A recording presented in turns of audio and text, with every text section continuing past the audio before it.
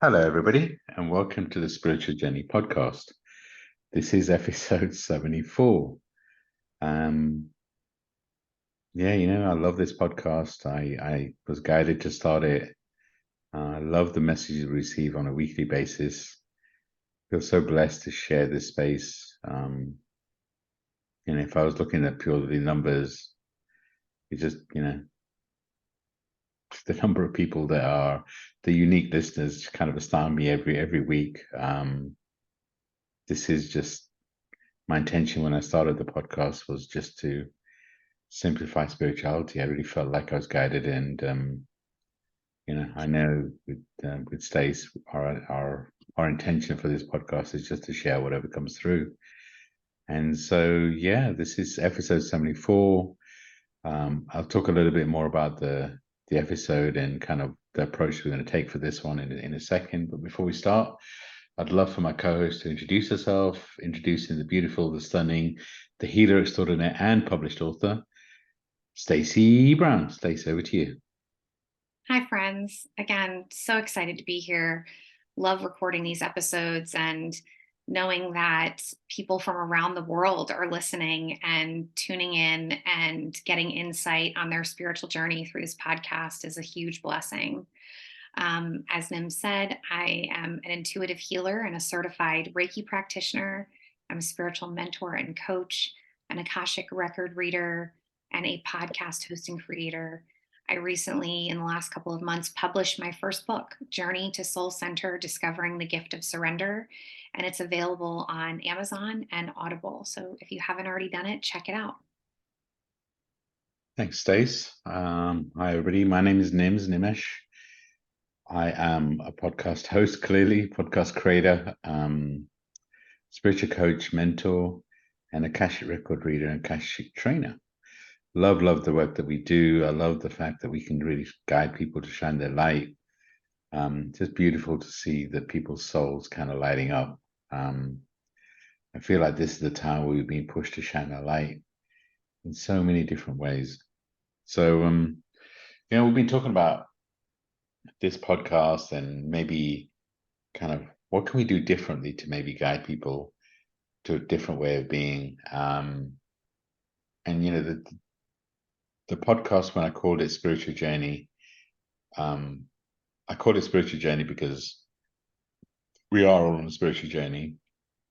I also wanted to honor my mentor, Sidra Jeffries, so I had the same initials.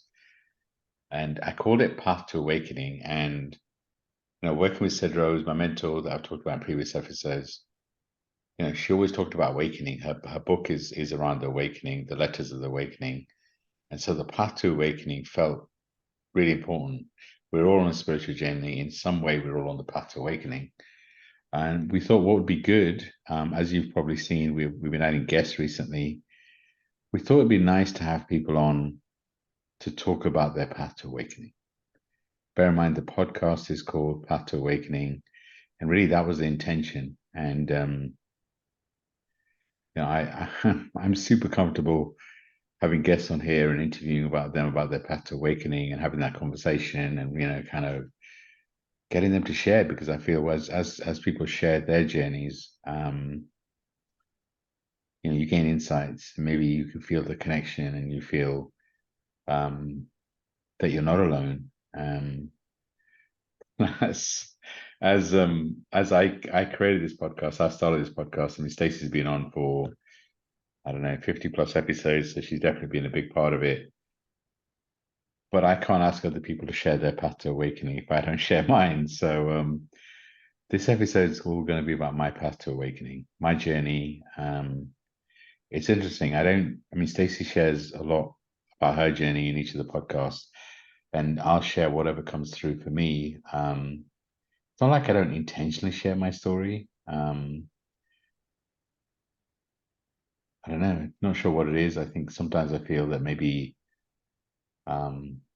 my story's kind of spread over many years, whereas Stacey's been through a lot in a short space of time, and not sure. So it's kind of, I've been on a journey to really understand and share this piece of my life. and I don't mind. I'm very open to sharing it. It's just, do people want to hear it? So let's see how this goes. And Stace, before I start, anything you want to share about the approach? What we're going to do is we're going to make sure that we have a guest talking about a topic at least once a month. We're going to have a guest sharing their journey on to awakening at least once a month. You have the pleasure of hearing Stacey's path to awakening in the next couple of weeks. So we are kind of trying to add more to this podcast. We'd love your feedback. Is there any ideas you have in terms of how do we take it to another level? What would you like to hear? What are some of the topics? Please let us know. Love to hear from you. Stacey, what do you think about the approach? Anything you wanted to share? I mean, I just think it's great. I think there are so many people who are on a journey of self discovery and looking for more clarity. And I think there's something really beautiful about having people share their individual journeys on in life and how they got to the place where they are, what they're doing to move forward from maybe a place that they don't want to be in. And I have found through the last specifically 2 years of sharing my story that people really resonate with vulnerability and openness. And it's something that we need more of. And so I think that we're just expanding this podcast a little bit more to give the listener an experience, right? So we're imparting wisdom through some of the topics that we're talking about, but now we're personalizing it even more by bringing in people and their individual experiences and how they came to a greater awareness of who they are and why they're here. So I'm excited about it. Nice. And I guess I'll start my story just, in terms of if I was going to summarize, um, I really feel my journey's been about really understanding why I'm here and the need to belong. I've felt for many years that my spiritual body was not in my physical body, and in many ways, physically, I didn't feel like I belong. I guess I'd summarize it. But to give you a bit of background, I was born in Uganda, Africa. I have four brothers, four sisters, so there's a lot of us. I have one younger sister. Everyone else is older. When I was 3 years old, Idi Amin, the dictator in Uganda at the time, decided that all Indians needed to leave, and he gave us 2 weeks to leave. And pretty much, if we didn't leave, we'd be killed. So and I guess an incentive to leave. The UK decided to take on, it was 10,000 refugees at the time. So we moved to the UK. I don't remember the journey. I was only 3 years old, but I'm told by my family that we were stopped at gunpoint multiple times. Our possessions searched, anything of value was taken. A gun was held to my brother's head. I don't remember any of this, but I'm guessing even as a 3 year old, probably some of the trauma and some of the fear, maybe I held and was part of my inner child healing. We moved to the UK, and being one of nine, I guess all my brothers and sisters trying to find their place, trying to learn the language. I had one younger sister who was probably getting all the attention. So a lot of my childhood, yes, I was surrounded by love, but I never really had a voice. And I it's interesting, right? I think I've been working for many years to find my voice, and it's interesting that I got the message that my voice is my gift, and hence started the podcast. So, but growing up, I never had a voice, and trying to find my space in a new country was part of that journey, right? And I grew up in an environment where everybody was busy, and it's not like it wasn't loving; it was, but all my family were busy trying to figure out who they were and how they're going to survive. So I really feel like I didn't belong to anything. And I've obviously done a lot of inner child healing, a lot of forgiveness for myself and forgiveness for my family. And I have a beautiful family. Don't get me wrong, but I just said, like I said, everybody was just trying to do their own thing. And really, for my childhood and growing up, I never really truly felt like I belonged on this planet. And I I'm was just, I sure was going to ask you, when was the first time that you felt that feeling that you can remember? of not feeling like I belong. Yeah. I mean, there's lots of inner child moments like being teased, um, trying to swim, when all the kids have been swimming for years. So, that sort of those human moments. But there's times when I remember when I was like 11, 12 on a bus and kind of really not wanting to be here. And it wasn't like a human. It was more like I didn't feel like I was meant to be. And I remember growing up thinking all through those years of actually I don't belong. And it's really weird. I actually, in many ways, I don't, because I think for a lot of us, we're here to do something different that hasn't been done before. So it means that we're not meant to belong. And it's just really interesting how that journey has evolved. Yeah, it's just really interesting. I mean, it is an interesting question. And I just again reiterate, I did grow up with a lot of love. It's that I remember we had an episode around, you know, being alone and being lonely. I think in many ways, I was never alone because I had a big family. We had lots of extended family, and But one of the things I didn't mention is when we first moved to the UK, we spent 6 weeks in a camp, in an army camp, and then we were moved to an area called Teesside, Cleveland, which was, for those that live in the UK, it's kind of near the border of Scotland and England, and there was only two Indian families there, and again, I was quite young, and we faced a lot of racism. But it's one of my earliest memories, and I joke about this with the family is so that because there's a large family, we had two homes, council homes, and they were kind of across the road. And my first memory is of I think holding my brother's hand as we crossed this big field between the two houses. It's like I remember it as being huge.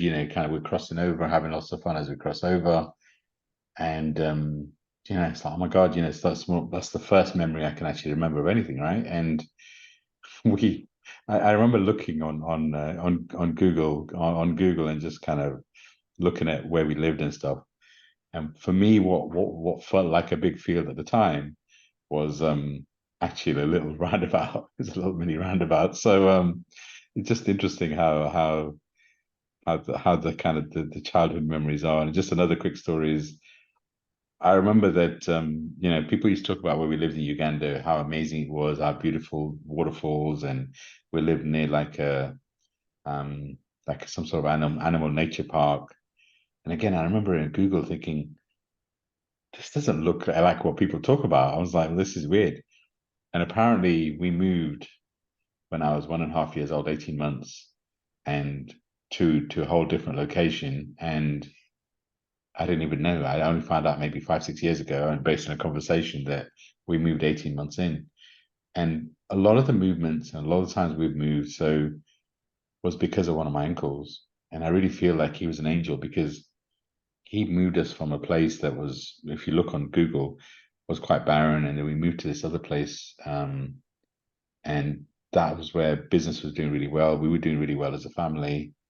Um, and it's really interesting. I was just talking about when we moved to the UK, we lived for the first couple of years in Cleveland, Teesside, and it was quite hard because there's lots of racism. And that same uncle is the one that came and picked us up, and found us a place to live in Leicester. So it's really interesting that how angels come along and human angels, and he was definitely one of our human angels. Bless him, he's no longer in this on this realm, but he's definitely been there for us in many, many, many ways. And I also often think about what would my life be like if I didn't move to the UK, or if I was still in Uganda, or if we didn't move to Leicester. And Leicester is like it's a little India. It's kind of like it has areas that per square mile has over Europe the most Indians per square mile. So yes, it felt like a little India. But again, my life was very different there, right? So there's certain milestones that happen in your life, and you kind of sometimes wonder how. I know this meant to happen, so there's no regrets, but you do wonder sometimes, right? And you know, growing up, sure, there was a lot of times of kind of bullying, racism, whatever that looks like. But it is weird. I don't remember a lot of those times. I have done a lot of inner child work, and I would recommend for anyone that's listening, the inner child is memories of what happened to you as a child, but it's also things that you hold on to, maybe even from a past life. Your inner child is really the part of you that is, when you get triggered, or when you get a bit emotional, when you get that, that feeling of being annoyed. A lot of the time that comes from your inner childhood. So inner child healing sometimes just start with imagining your inner child standing in front of you and just giving him or her so much love. Sometimes your inner child just needs that love. And I've done a lot of that work. And it's interesting, a lot of the inner child work I did was healing those people around, not healing, forgiving those people around me, because they did the best that they could. I mean, my parents, beautiful, loving souls, but had 9 kids. So yes, a lot of the time I was promised things. I was promised that we're going to do this, we're going to do that, and plans would change. And I felt hurt, and nobody really knew I was hurting because I was so quiet at the time. But they did the best they could. So I spent a lot of time forgiving those people around me. I thought, oh my God, I've done lots of inner child work. I'm good. I'm great. But the part I forgot was to actually forgive me and work on that inner child in me. And it's really interesting. It's that I did a lot of that inner child work. But even knowing Stacey in the last 18 months, she's brought up a lot of inner child stuff in me. And it's sometimes super frustrating, Stace, but it's always this forever journey, right? It's not like you're ever going to be fully healed because you're not meant to be. And like I said, my childhood had a lot of love, but it doesn't mean I don't have a lot of healing to do around it, right? It's part of our journey. Like I said, I didn't have a voice. And even, talking to my family, it's like when I was a child, I was very quiet. And even now, I don't talk a lot, but when I talk with meaning. I know I have substance to it. I know that. So I do feel that my voice is my gift. Sometimes with my meditations and things like that, apparently I put people to sleep. Okay, that's one of those things. Maybe I need to take them on a journey. But I do feel blessed with my voice. Mm-hmm. And I really feel like I've worked on it. So, and again, then, so moving on, when I first started on my journey, I was in the corporate world. I was very much determined. I was going to follow a path. I was going to focus on the corporate world, do really well. I assumed I was going to get married, have kids, and kind of follow that path. That was what I thought I was going to do. Right? It's the path that we follow, and then I started down that path. And one of the things I forgot to mention early on is by religion. I was born into a Hindu family, so by religion, um, I'm Hindu. I still follow a lot of the Hindu traditions. I feel very connected to the Hindu gods. But on this spiritual journey, Hinduism is very fluid and does believe in reincarnation, does believe in karma, does believe in guides, does believe in your soul journey. So in many ways, that's helped me on this spiritual journey, just to be open to whatever whatever that spiritual side is. I'm a big believer that all religions have a place. I remember working with Sidra and us kind of working on what place do the religions and what do the different religions have. And as I said, Hinduism is very fluid. So maybe Hinduism likes the element water. then you think about Islam, and Islam is very rules based. So maybe Islam's like solid and it's the earth. What if the Christianity? There's a lot of fire in the history of Christianity. Kind of Christ being on the stake and all that sort of stuff. So maybe Christianity is fire, and Judaism is very much mind based, right? It's very much around there. So what if Judaism's air? Again, just a view. And I kind of moved on to religion just because I feel Hinduism had an important part to play in my upbringing. And my parents brought me up, took me to temples, and put me in that space. So I felt that was an important part of the story. And just so everyone knows, guys, when we record a podcast, we don't tend to script it. It's just whatever comes through. So apologies for my stories, kind of a bit all over the place. I'm sharing whatever comes through at the right time. Yeah, So so let me ask you. So you experienced a childhood where you're very abruptly moved. Um, you're struggling to find your voice, you're struggling to find your identity. Where did it come into play that you went into corporate? Because we've talked about, you've been in like a leadership position. So how do you find the the understanding of self and the confidence of self to move forward in a leadership position when you've talked about how uncomfortable you were with yourself as a child?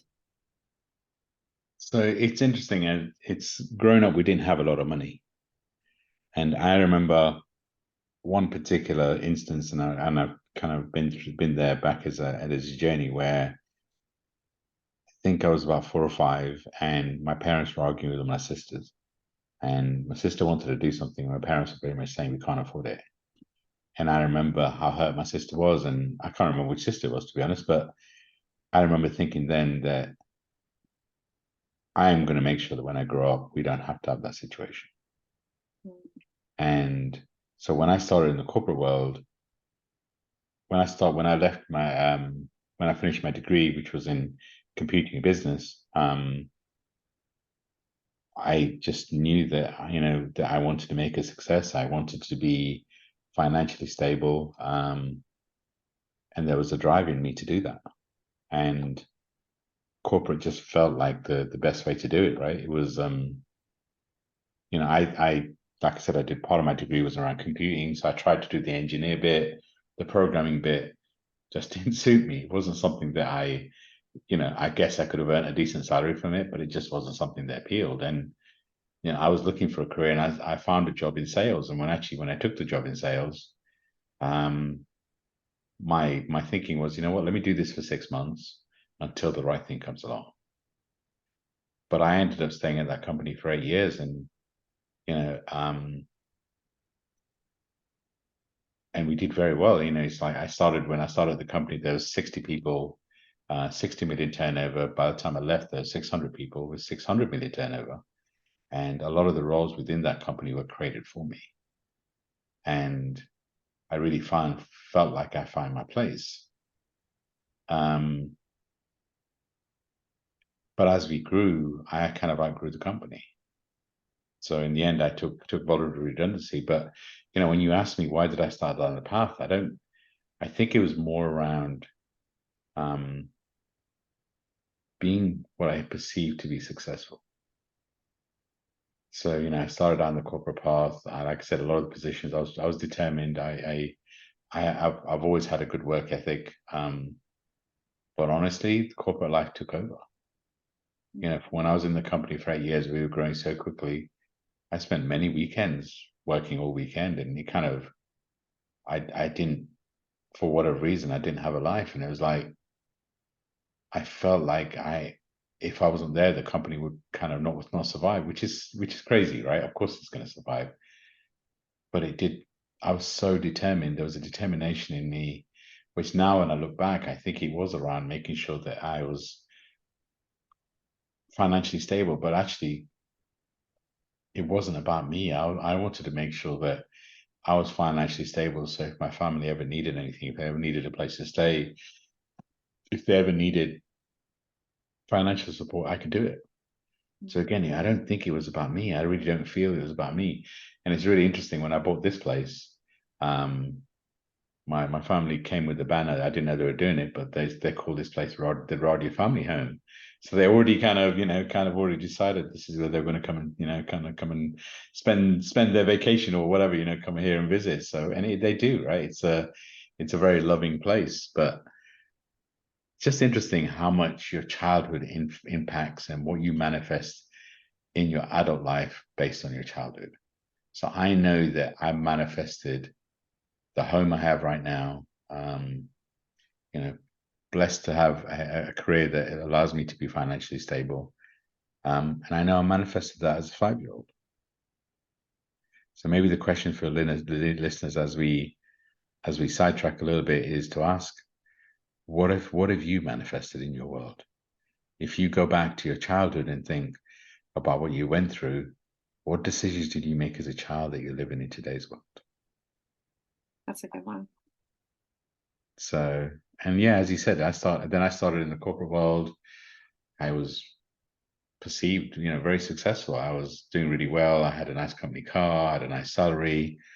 Life was good. I had my own place, not this place, but a different place at the time. Life was good. My sister, who was one of my angels, moved from Leicester to moved in, so we were living together. Just life was good. But it's like it's interesting when life happens to you, right? So a friend of mine at the time um, was kind of jealous of my success, and it's interesting, right? It's that you think your friends are supportive of you, but she was jealous of my success, and she decided to do a little bit of black magic so I would not be successful. You think she'd do some magic for herself to be successful, but for whatever reason, she decided to do some. And I didn't even know, right? At the time, I was very mental, I was very corporate focused, very much positive mental attitude. I'd listened to a lot of Tony Robbins and I was like very much focused. If I put my mind to it, I can do whatever I want. And then she did this. I got made redundant very abruptly. Um, and I was out of work for 2 years, which is really weird because I had really good experience, had really good references.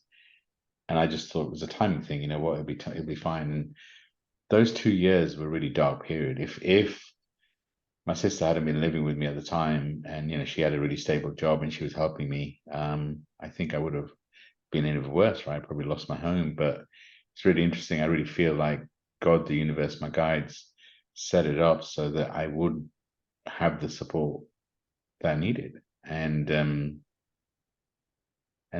a friend of mine, I mean, I was out of work looking for work anyway, and she's like, I want to go and see this religious lady who lives on the corner from you. Will you come with me? I'm like, sure, why not? I'm not, She's like, I really want to just go and see her. I was like, okay, fine, let's go and see her. And I wasn't even there for me. So I just was there supporting my friend. And when I saw this lady, she just looked at me and she's like, somebody's done something to you.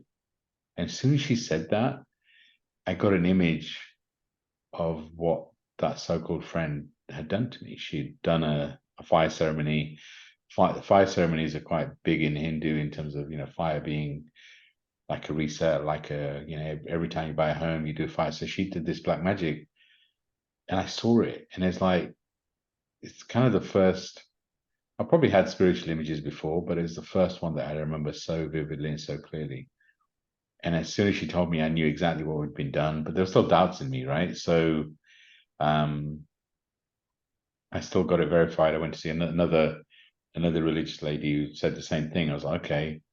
And then the first religious lady I went, she's like, I can't fix it for you, but I can send off to India to get it fixed. So I sent off to India. I got what they did a fire ceremony to kind of reverse it. And then what they did was sent a little bit of the ashes in a little casket for me to wear as a chain. And I was like, okay. So as soon as I got the casket, I put it on. Like I think 2 days later, I got an interview for a director level role. And 5 or 6 days after that, I actually got offered the role. That level role normally requires 5 or 6 interviews across different, but obviously something changed in me. And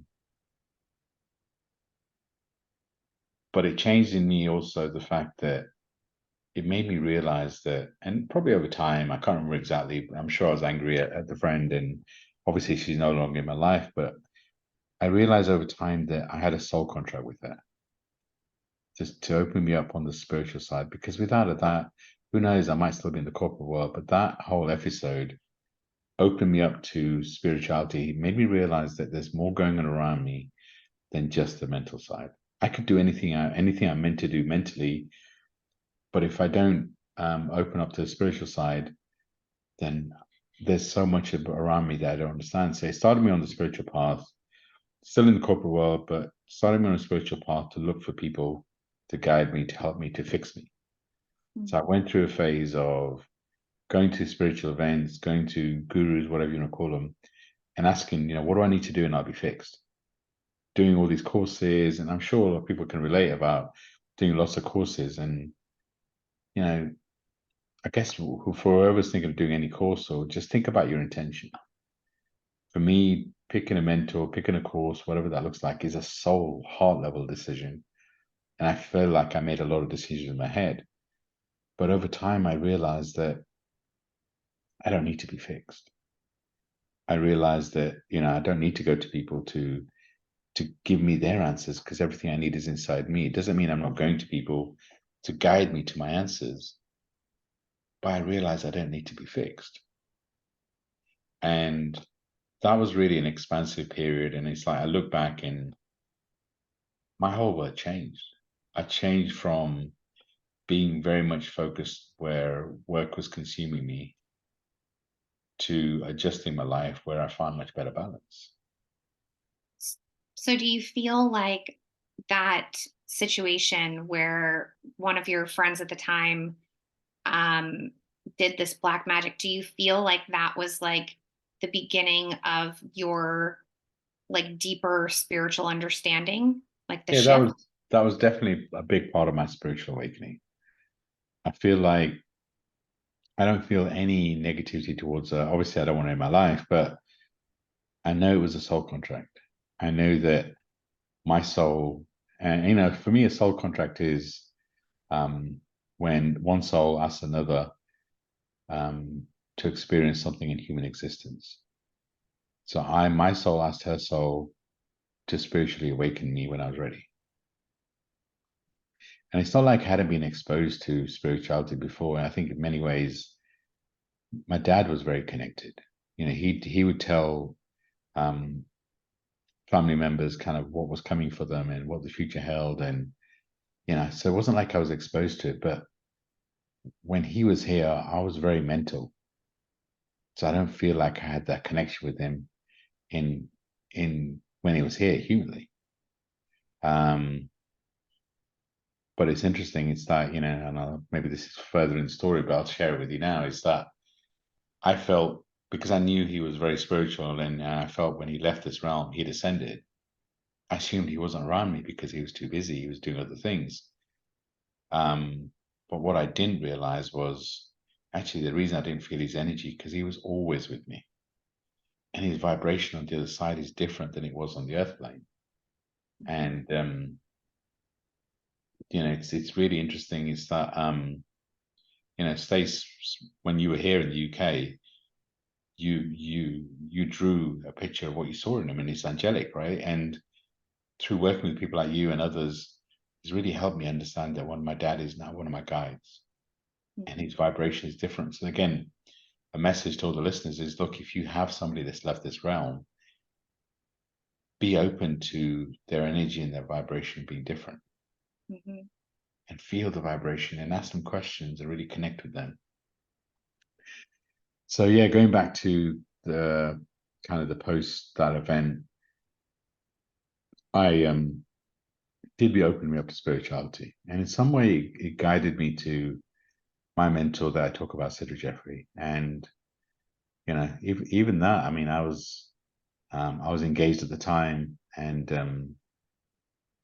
my partner at the time went to see Sidra. She kept talking about it, and I think it was Sidra's second event ever. And then it was a 2-day event. It was a free one.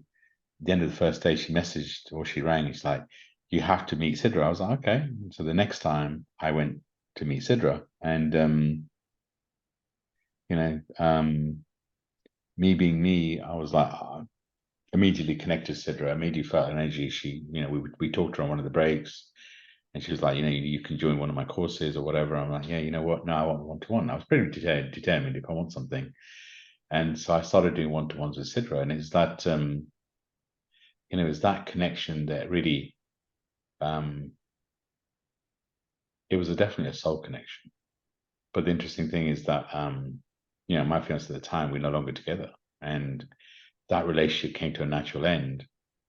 But again, maybe part of my soul contract with her was to guide me to Sidra because, who knows, maybe I was going to meet her anyway, but it was part of that journey. So when you're open to that magic, the universe kind of gives you that magic. And, Sidra at the time, I don't know how to describe, but she was very human. Let's call her she was more human. But over my time with her spiritual connection, um, and almost that healer in her took over the human side. And I saw that in her. And, we became very close, humanly. I knew that she was my guide, and she was the one person. And Stacey, you've come a little close, but she was the one person that could get under my skin like nobody else. Um, I'd get so annoyed. I'd get so because she was trying to expand me in her own way. I'd get so annoyed. I'd be like, Sidra, I'm done. And she'd have this little smile on her face and said, "You can't be because we've got a soul contract." And I knew she was speaking the truth, but it's so frustrating because there's part of me that just wanted to walk away, right? And it's that, and that what I feel is true. It's like for anyone that we work with, it's a soul contract. It's meant to be. And so working with Sidra, I went on a journey of expansion. I went on a journey to realize that everything I need is inside me. I'm a healer. I remember she did this activation. We were in we had an event called a Soul Spa, is what she used to do, and she did this activation of, if you pick a color, you decided whether you're a healer, you're a carer, or a teacher. And I just, because I was doing mentoring and stuff, I'm like, it must be a teacher. And we did this activation, and in the end, the color that I got was for a healer. And I didn't think much of it. And the next day, when she was going around everybody, asking them how they were and all that, my connection with her was always a different. So she'd ask to have a normal conversation with everybody else. She'd come to me and she's like, "What color were you?"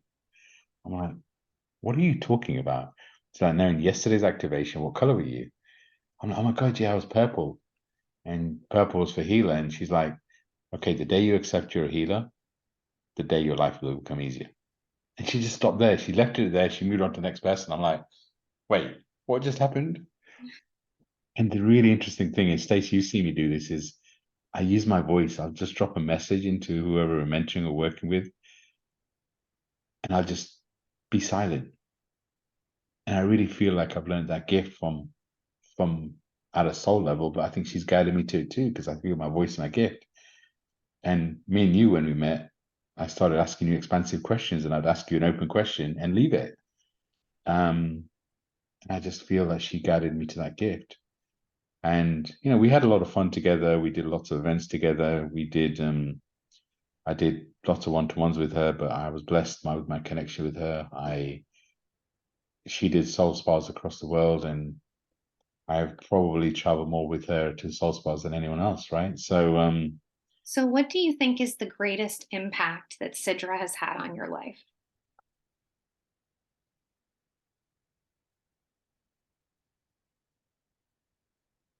really guiding me to help me to understand the healer in me. It's because it's like so often, we'd be whatever we're creating. I'd be like, Sidra, I've got some of these other human skills operationally. I can help her and all that sort of stuff. And she didn't want me to because she's like, no, you just focus on your healer. So I really feel that she guided me to that healer in me, the power of who I am. I remember her telling me a couple of times when she did activations of how powerful my soul was. And it's like I'd roll my eyes thinking, yeah, sure. But I feel that was true. And that's not from a place of ego. I really feel my soul is here to do amazing things. And I didn't feel the power of who I was and before I started working with Sidra. Now, how do you release the insecurities of childhood to show up as a healer?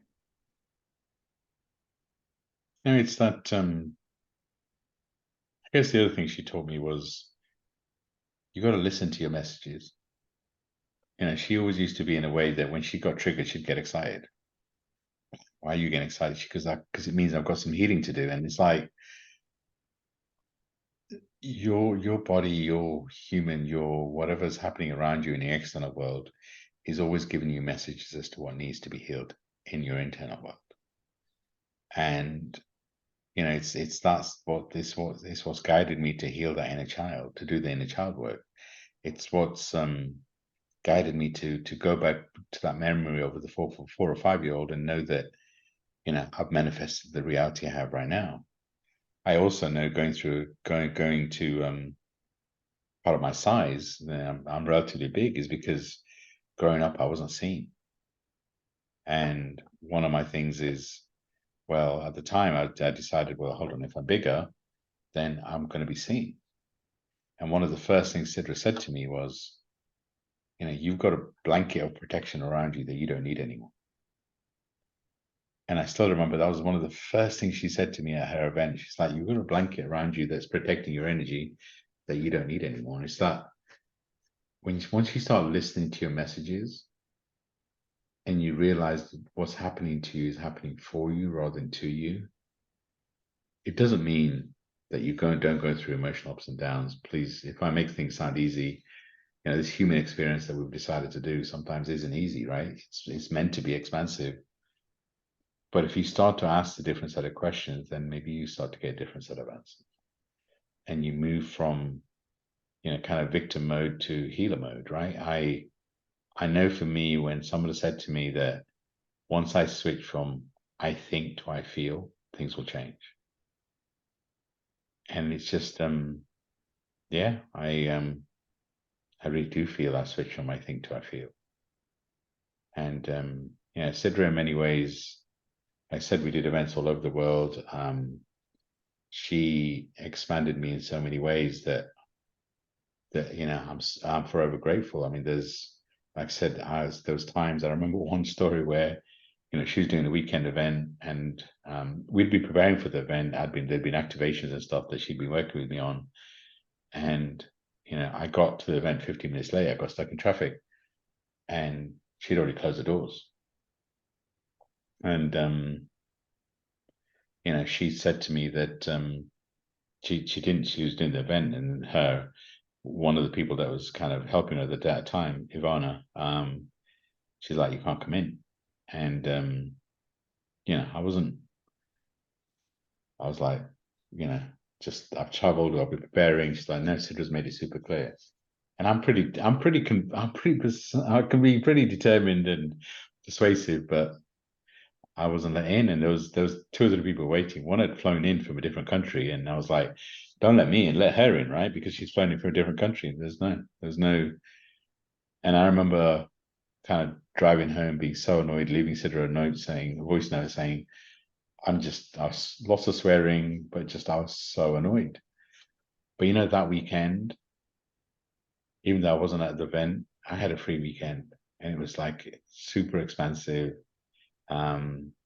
And I got the messages, the downloads I needed, and that's what a good mentor does, right? It's not necessarily following a path, but it's just following a different way. And one of the questions that actually just thinking about it now that I think is a great question to ask our listeners is, she said to me once, in how many people's lists are you in their top 5, in their top 3? I was like, what do you mean?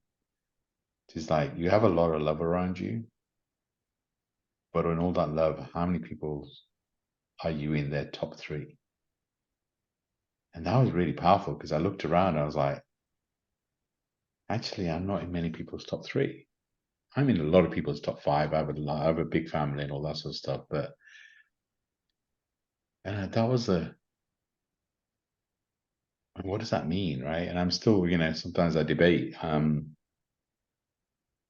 On my journey, I've spent many years trying to belong to something, trying to be part of something, maybe to be some part of somebody's top 3.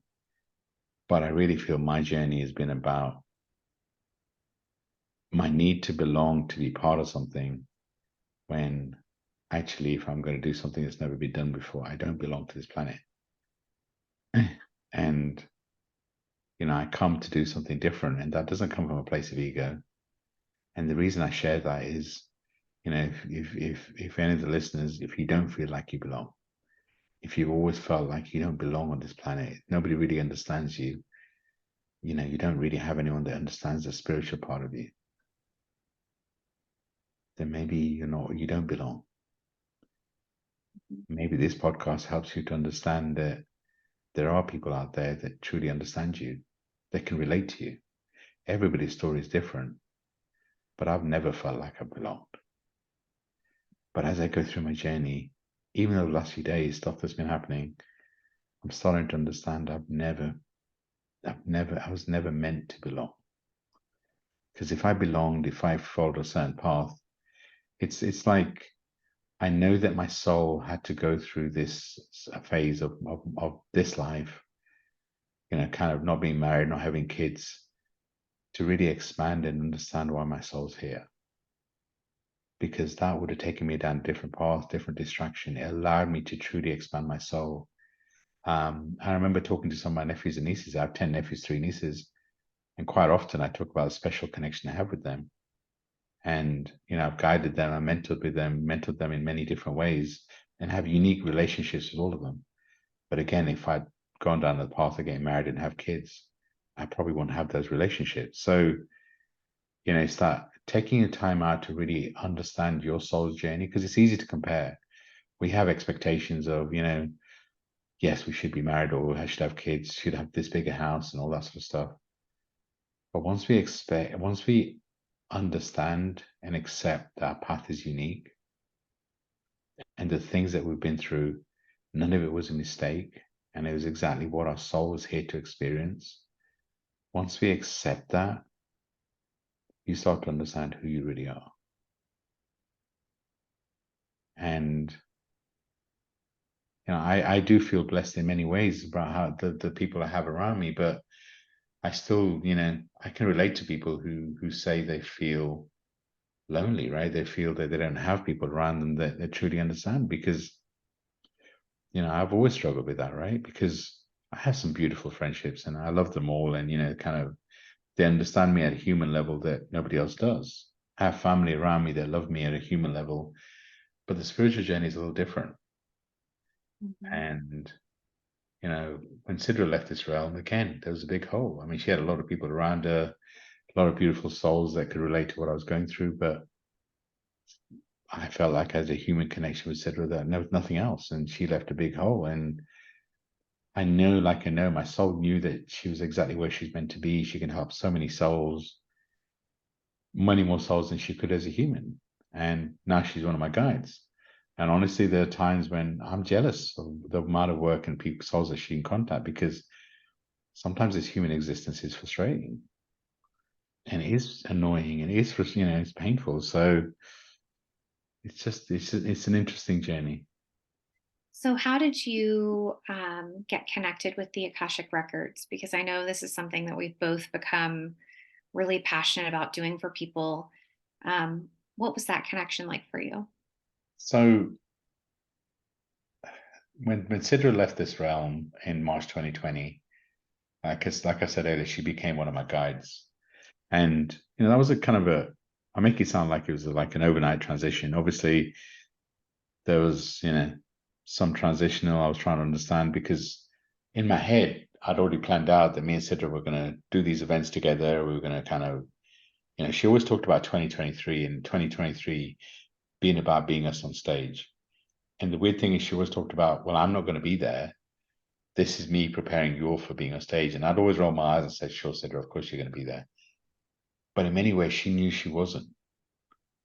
And I feel like she'd been preparing me for her not to be here. Like for the last 6 months before she left this realm, we didn't have that much contact. She was traveling and all this sort of stuff. I was meant to go to her final soul spa in India, but then things happened at work and I couldn't go. I feel like she's preparing me. And then when she left this realm, I kept hearing a voice saying Akashic Records, Akashic Records. And like I said earlier, Sidra's Sidra's very persistent.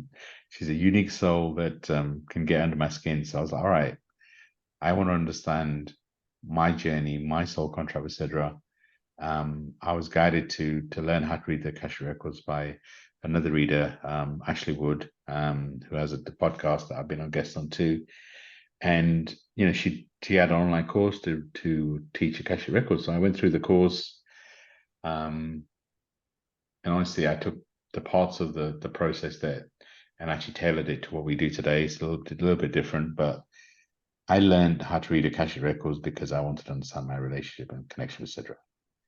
Um, and when I started reading the records, it was such a beautiful process. When I started reading for friends, it was such a beautiful process. And in many ways, I started to open up even more when I started doing readings for other people. And I started getting so many messages through the records. I started this podcast because of a message I got through the records, that my voice is my gift. And I remember I talking to another healer, and just talking to her about, well, my voice is my gift. What should I do? Kind of. And she's the one that guided me to, well, why don't you start a podcast? Me being me, I was like, you know what? I need all the perfect equipment. I need to get a mic. I need to do research. I need to kind of like do this properly and kind of really kind of connect to it. And then she kept just pushing me. She's like, why don't you just start it? Why don't you just start it? And I kept kind of putting it off. I kept kind of putting it off. And in the end, I just started it. I just jumped in and I sat down one day and I just started recording. I put my AirPods in. I didn't have all the equipment. I just had AirPods and I recorded on my laptop. And from there, I set the name up and set. I'd been working on the name. I maybe spent like a month or so working on it and just kept delaying, kept delaying. And her name's Sabi, and she's the one that pushed me. Just said to start. And it's interesting with angels that come into your life at the time, because I think I might even still been researching 6 months later if I just didn't start. And I just started, and I just jump on and just talk about whatever was coming through. I'd lay out the topics, have a few bullet points, but I would just channel whatever came through. And that's where it started. So Sidra guided me to start this podcast, and it's reached tens of thousands of people, unique listeners. It's reached, it's getting nearly 85,000 downloads. I'm not sure if that's a good number or not. I don't know, but it's reached so many people, and I feel blessed by it. I don't feel it's mine. I don't feel it's ours. I feel it comes from a different place. Mm-hmm. And Sidra guided me to it. And that's the other thing, is that I kept getting messages. Then I got messages. Well, okay, it's great that you're being heard. You need to be seen too. I'm like, really? I was comfortable being heard, but I was not really comfortable being seen. So then I was like, again, there was another friend that came along that I was working with on social media. Her name is Venetia, and she's the one that said, you know what, just start going live. Don't worry about it. And again, she pushed me to, and I just started going live once a week. Because at the same time, I was then merging worlds. I was, in the corporate world, I had a very kind of an image of, being a senior director and what that looks like. But all of a sudden, I was talking about spirituality.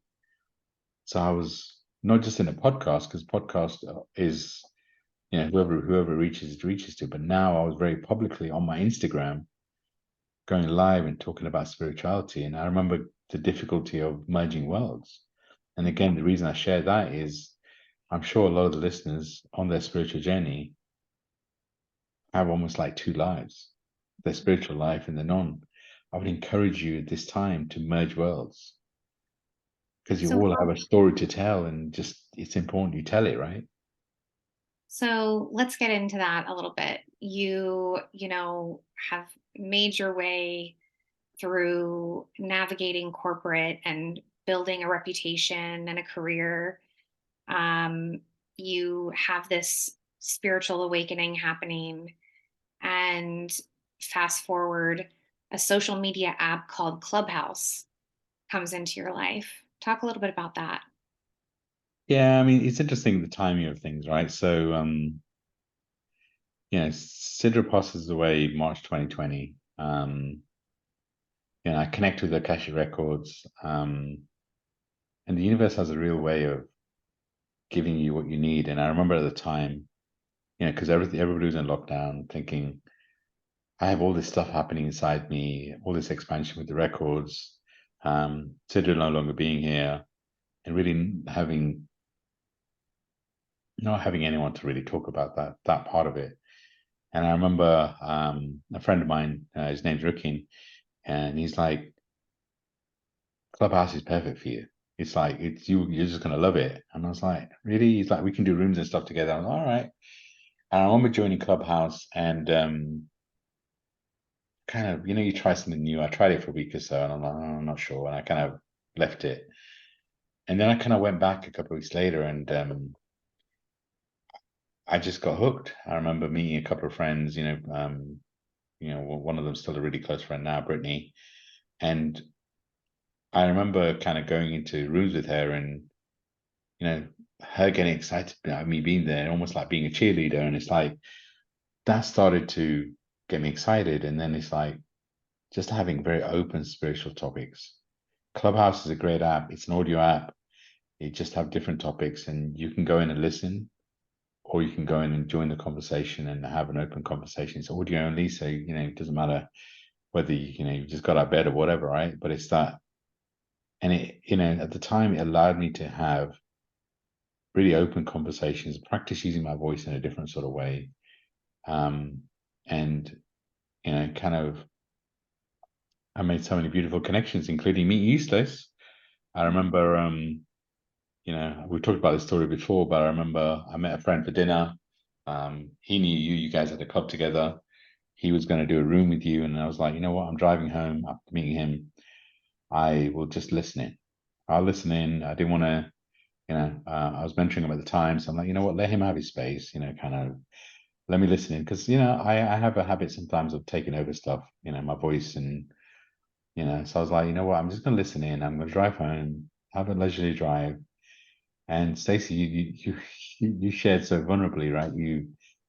A lot of people share their truth and share their trauma, but it really is about the intention of sharing that trauma. And you shared with such a vulnerable space, but I felt the love that you were sharing from. And I'm like, not many people share this vulnerably and this openly. I'm like, I just need to go on stage, as call it on Clubhouse, just to say, you know what, really congratulations, well done. I felt your love, and I just wanted to come and tell you that, right? And from there, I'm sure you thought at the time, dodgy Brit, where's he coming from, right? But we went through a series of rooms in your rooms where I'd come in and I have this habit of asking open questions, right? Expansive questions. And I went through a phase of just coming in your rooms and just asking you open questions. And somehow I'd end up making you cry. And it wasn't my intention, but for a while. And then I came in once and I said to you, Stacey, what do you want to manifest?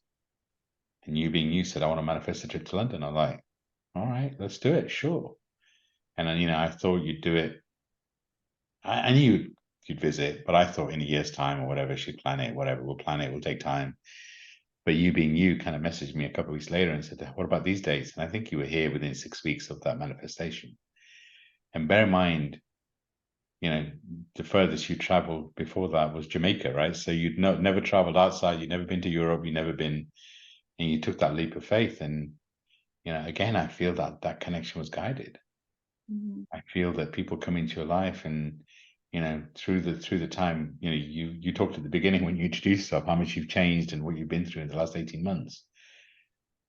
But it's like, we've channeled a mentorship program that's changing lives. We've shared this podcast for over 50 episodes. And, again, I really feel that once you open yourself up to the awakening in your path, once you open yourself up to being ready for the next step, the universe will send you the right people. And, Clubhouse has changed my life, right? It has opened me up to different types of people and really kind of being on this journey. And in this, it is interesting though. I mean, it's like, I remember Sidra always used to call me a trump card. Oh, and I was like, what do you mean, Sidra, by calling me a trump card? She's like, um, I need to protect your energy a little bit. So you're not always going to be at the forefront, but when I need you, I'm going to call on you. And I remember at the time thinking, well, no, hold on. I want to be at the forefront with you. I want to be there. I want to be there. But I think what she was doing was she was preparing me for when she wasn't here. Because when she protected my energy, so many people around her, really struggled. But I carried on speaking my truth. I carried on sharing her vision and my vision. And being that trump card, I think in some way she was protecting my energy. But I really think on this journey, um, at times I have been behind the scenes, even with us, right? Even with, your book and the rest of it. It's, at times I still feel I play safe, being that trump card, helping someone else shine their light. But I know that the phase I'm going into is all about me shining my light, whatever that way looks like. My soul is ready to shine that light. And again, the reason I share that is because I think somebody needs to hear it. Mhm. It's that we're all here to shine our light. And of course, we're here to guide and help other people. But just don't get lost don't lose you in that journey. It's that, So my next question is, go on. how do you merge worlds? You have this corporate life, but then you've also got this deeply spiritual connection and this desire to help people. What is the process like of merging those worlds? I really feel there's a line that the Sidra always used to use. How you do one thing is how you do everything. So what I'm like in the corporate world is exactly how I'm like in life. It's like how often do we play different roles? Um, and really it's about becoming authentic. Yes, it's about sharing your truth. And the way I did it was that's when my podcast started, right? That's when Instagram Live, just sharing who I am. But how often do we hide our spiritual journey because we think people won't understand? So the way I'd encourage people is just talk about your spiritual journey. And people won't understand. If they don't, that's their journey. It's not on you. But what if you sharing your spiritual journey helps one person? Mhm. What if there are people around you that are also going through a spiritual journey and don't realize that you're going through the same? So the way I'd encourage people to start merging worlds is talking about it. We all have a voice, and it's really important that we share. And that for me is the journey that we're on right now. Is just be one way. There's just that. How it's just be authentic, your authentic self. What other people think of you is none of your business. And I get that's difficult because a lot of us recently maybe have gone through an upgrade and awakening. And I know we've talked about it in other episodes, but friend circle gets smaller, people don't understand you. When you're going through an awakening, that's what it's like. But sharing your truth and merging your worlds and really talking about what's happening in your world is the best way for you to truly merge worlds and start to, because what happens when you do that is you'll find other like-minded souls, and then you start to find your tribe that you're meant to work with. If I hadn't gone to Clubhouse and if I hadn't stuck with it, we would never have met, right? We would never channeled mentorship program. There's so many other friends that I would never have met. And it's that trusting and taking that leap of faith and sharing your truth in whatever platform suits you is the best way to start merging worlds. You can't control what people think of you. And we talk about social media all the time. How many people, kind of just share their what do you call it? Their just their positive parts of their life, just the holidays and all that sort of stuff. When all of us are going through an expansive human experience, and not all of it's rosy. So I really feel sharing the real you in whatever platform you choose to is a big part of merging worlds. And if you're on a spiritual journey, I feel a lot of us are being challenged to change our what we do on a day-to-day basis. Honor that. Honor your messages. Honor whatever's coming through for you. That'd be the best advice I could give. Um, I'm on this journey. I trust in whatever's coming next. Um, it's I feel very blessed with when we read Akasha Records. We just had a beautiful reading, which there was so much power in that reading. It just actually was in some ways all consuming. And then the mentorship program, just the changing lives. I feel super blessed with all the work that we do. I feel blessed that I can touch souls at a deep, deep level. I know I'm meant to. And I just encourage all the listeners to truly connect with your soul, to feel and connect with the power of who you are. I'm never nervous about recording a podcast. I normally just channel whatever comes through.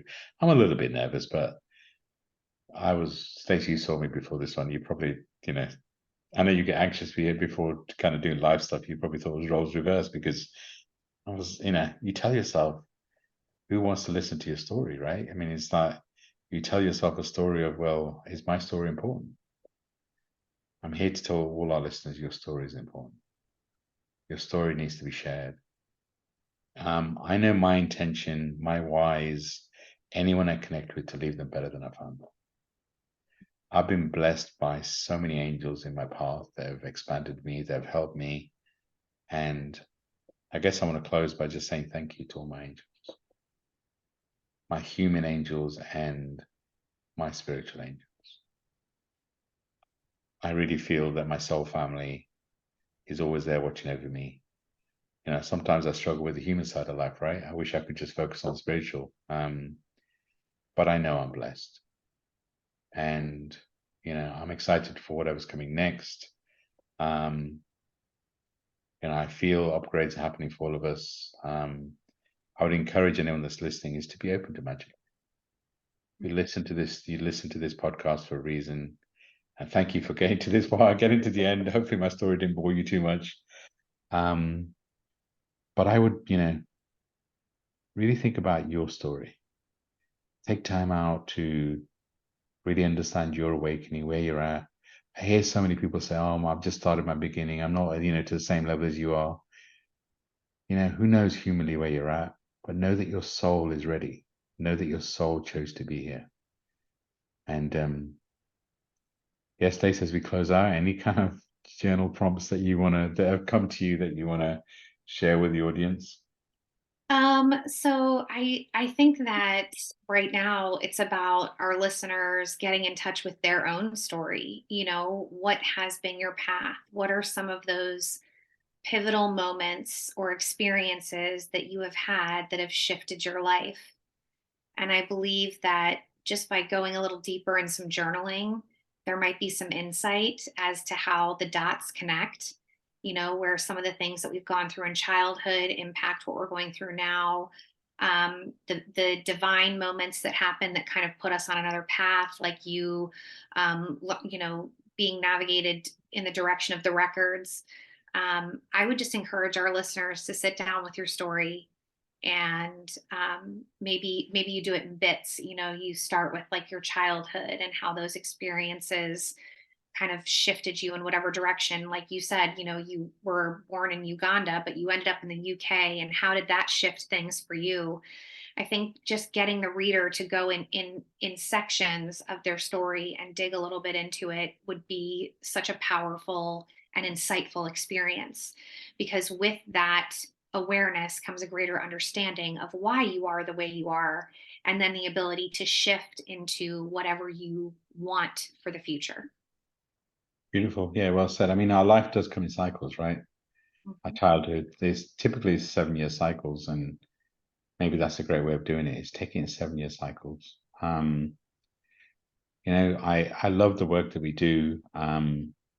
We don't actually talk a lot and we don't push what we do that much on these podcasts. And I really feel whoever's meant to work with us is guided to us. But if you are on this spiritual awakening, if you are going through, I'd recommend booking a discovery call. The mentorship program we have really guides people to expand them. Because on my journey, I've always known that everything is inside me, but I've had mentors come into my life at different times that have expanded me. I wouldn't be here today without the mentors that have been in my life. So If you're here, book a free discovery call. It's free. It's 30 minutes. We'll take you through the program. If you feel connected to us at a soul level, then sure, maybe you work with us. Or maybe you start by just booking for free, and not free, but you book a joint Akashic record reading. You connect with the records. Again, I believe that we all have that ability to connect with the records. It's at a soul level. I love the work that we do, Stace. I love the fact this space, the podcast is our way of giving back. We just jump in and whatever comes through. I really didn't have much clue what this story, what I was going to share on this podcast. I knew certain elements, and I'm sure I missed lots of my story, but I've shared whatever I felt I should. So thank you for sharing the space with me, Stace. Thank you for all the listeners. If you've got to this part and you've listened to my whole story, I feel super blessed that you've actually got this far. I'm sending you all so much love and light. Thank you for being in the space with us. And Stacey, I'm going to hand it over to you to close us out. We love doing this podcast, friends, and we also love getting your feedback. So if you're enjoying what you're hearing, send us an email or rate and review our podcast. Share with your friends. It's the greatest way you can support us, and we really appreciate all of our listeners. Thanks so much. Thank you, everyone. Bye for now. Sending you lots of love and light.